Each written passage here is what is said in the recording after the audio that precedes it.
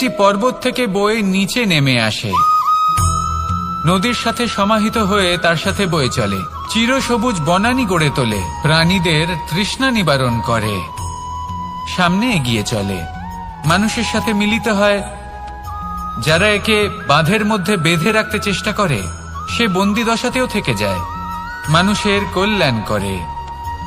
তারপর বাঁধ থেকে মুক্তি পেয়ে এগিয়ে চলে, কোথাও ধাক্কা খায়, কোথাও বাধা পড়ে, কোথাও যদি পথ খুঁজে না পায় তাহলে পথ খুঁজেই নেয়, আর যেখানে পথ থাকে না সেখানে পথ বানিয়ে নেয়, আর শেষ পর্যন্ত নিজের লক্ষ্যে পৌঁছেই যায়, অর্থাৎ সমুদ্রে গিয়ে সমাহিত হয়ে যায়।